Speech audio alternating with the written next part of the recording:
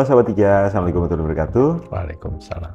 Kali ini kita akan diskusi, kita akan ngobrol-ngobrol dengan Dr. Hewan Iswan terkait dengan klamidia. Karena masih banyak mungkin antara kita yang belum mengetahui apa itu klamidia dan juga bagaimana pencegahannya, bagaimana penanganannya, dan bersama kita sudah ada Dr. Iswan sebagai ahlinya. Selamat sore, dokter. Selamat sore, selamat siang, selamat sore, selamat malam buat teman-teman sahabat Ica semuanya ya. Oke, selamat sore dok. Iya. Dokter, kita mau tanya terkait dengan klamidia dok.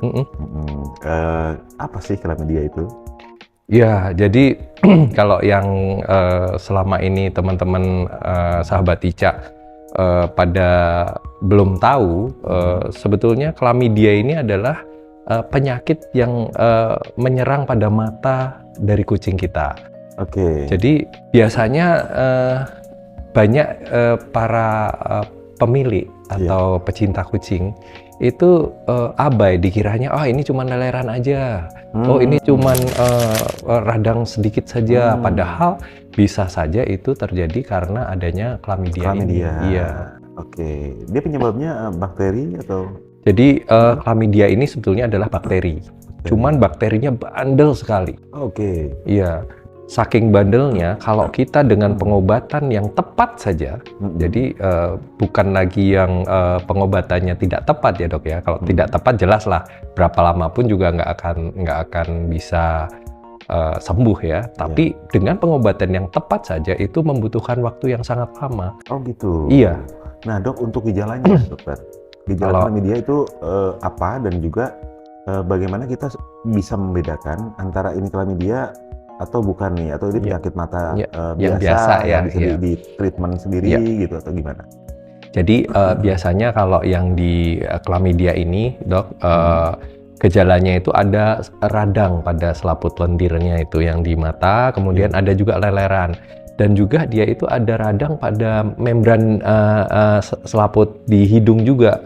Jadi selain dia ada radang di mata, ada juga leleran di hidung, serta ada juga bersin-bersin juga dia. Jadi banyak pembanding-pembandingnya, penyakit pembanding yang lain itu banyak sekali. Biasanya kita nanti akan minta untuk diuji laboratorium terlebih dahulu, baru nanti bisa kita tentukan. Dan yang parahnya lagi, ini sebetulnya bukan parah ya istilahnya, yang membuat payah ini karena penyakit ini menahun dok, dan bisa menurun ke anak-anaknya karena pada saat menjilat induknya itu bisa menularkan ke anak-anaknya yang lain. Oh, berarti menularnya cepat ya dok? Betul, menularnya sangat cepat. Dan pengobatannya ini dokter, yang tadi saya sampaikan, pada saat dia dikasih obat yang tepat itu membutuhkan waktu 9 bulan dok. Oh, lama ya dok ya? Betul, sangat lama.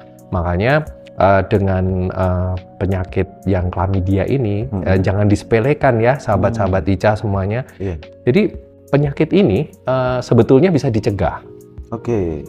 Pencegahan yang paling gampang yang sebetulnya sudah dilakukan sama teman-teman sahabat Ica, asal rajin ya. Kalau dia rajin, setahun sekali dilakukan vaksin terhadap klamidia. Ya. Oke. Jadi di dalam vaksinasi, kalau kita perhatikan ada yang setelah divaksin sama dokter, biasanya kan ada dilupas, kemudian ditempelkan labelnya ke buku vaksin. Nah, di situ kalau ada tulisannya salah satunya C, nah itulah adalah klamidia sebetulnya. Oke, berarti maaf dok, vaksin klamidia itu ada di vaksinasi yang rutin ya dok ya? Iya. Bukan tersendiri dia? Bukan tersendiri, jadi memang biasanya sudah masuk. Cuman ada beberapa vaksin yang memang tidak menyertakan klamidia itu. Jadi kalau memang teman-teman ada resiko untuk penyakit klamidia ini, misalkan di sekitarnya kok banyak kucingnya pada, kalau orang Jawa bilang rembes ya istilahnya ya, keluar cairan matanya. Nah, belek gitu? Ya, belekan itu. Nah, kita kalau sahabat Ica memang peduli dengan kucing-kucing itu, ya kita lakukan vaksinasi yang lengkap itu. Karena begitu divaksin lengkap, yang ada C-nya itu sebetulnya adalah vaksin untuk klamidia. Dan itu sangat melindungi untuk anak bulu kita semuanya. Iya. Dan perlu dikhawatirkan juga dok sebetulnya, bukan dikhawatirkan ya, perlu diwaspadai bahwa sebetulnya klamidia ini bisa menular ke manusia walaupun tidak fatal ya dok. Tapi bisa menular ke manusia, makanya ini disebut penyakit yang zoonosis. Iya. Nah dok, untuk gejala tadi dok, bagaimana teman-teman bisa care gitu terhadap klamidia ini? Kalau ada kasus di pencinta kucing, kucingnya gitu dok, langkah apa nih dok kalau misalnya ada kucing belekan gitu? Apakah kita bisa menentukan sendiri misalnya kalau ini gejala klamidia, atau sebaiknya dibawa aja ke dokter hewan untuk menentukan itu? Kalau dari saran saya sih tetap kita akan bawa ke dokter supaya nanti bisa dilakukan pemeriksaan yang lebih dalam lagi, karena namanya bakteri itu berarti penyakit ini harus dilakukan uji laboratorium. Ya, biasanya seperti itu. Nah, dengan uji ini insya Allah nanti akan bisa sangat membantu. Kalau misalkan di rumah ada beberapa kucing kok semuanya belekan semuanya, ya kita harus bawa salah satunya misalkan. Begitu memang ada positif, ya mau tidak mau banyak kucing itu juga harus dapatkan terapi secara bersama. Karena kalau tidak, iya. Dan memang biasanya terjadi pada usia kucing yang di bawah 1 tahun, dokter. Gitu. Iya. Karena daya tahan tubuh mungkin ya? Betul. Salah satunya juga ya daya tahan tubuh, kemudian masih sangat tergantung dengan induknya, ibaratnya kan belum bisa membersihkan sendiri kan biasanya. Itu juga sangat berpengaruh. Oke. Gejala khas dok, apakah begini, apakah ketika teman-teman pencinta kucing kucingnya mengalami sakit mata gitu,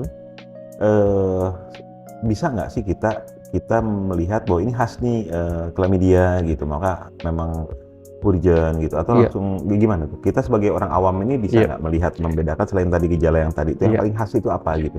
Kalau yang dari gejala klamidia sendiri sangat broad sekali dokter. Jadi nggak bisa juga kita langsung tentukan bahwa ini klamidia. Cuman biasanya karena gejalanya menahun dan memang biasanya pada kucing-kucing yang di bawah umur 1 tahun itu kita patut curigai, sehingga kalau bisa dibawa. Dan memang seharusnya kan pada usia 3 bulan, kemudian pada usia 6 bulan. Itu kan waktu-waktu dari anak bulu kita ini untuk dibawa ke dokter kan sebetulnya. Nah, di situ biasanya kalau memang kita care dengan itu, dan dokter hewannya juga care, pasti akan langsung lihat. Kalau memang ada suspek terhadap klamidia, pasti dokter akan lakukan tindakan. Makanya tetap untuk sahabat Ica jangan lupa inspeksi rutin ke dokter. Jadi dokter supaya pemeriksaan rutin supaya kesehatan anak bulu kita bisa terjaga terus. Iya. Nah dokter, pertanyaan terakhir dok, kalau misalnya kucing kita mengalami klamidia gitu, kena klamidia, kemudian kita nggak bawa ke dokter, kita nggak tahu gitu, apa yang bisa terjadi itu? Yang terjadi biasanya leleran itu semakin parah, bahkan bisa sampai terjadi kebutaan. Tidak hanya kebutaan saja, bahkan bola mata pun bisa sampai keluar. Jadi putus, bener-bener putus, iya. Jadi kasihan lah kalau anak bulu kita sampai terjadi seperti itu. Oke. Berarti fatal ya dok ya? Betul. Baik dokter. Tidak mematikan, tapi itu sangat membuat, ya kalau buta kayak gimana sih, kita kasihan sekali kan dengan kucing kita. Ya demikian sahabat Ica, diskusi kita terkait dengan klamidia bersama dengan Dr. Iswan. Kesimpulan yang bisa kita ambil adalah yang pertama, selalu cek rutin anak bulu kita ke dokter hewan ya dok ya.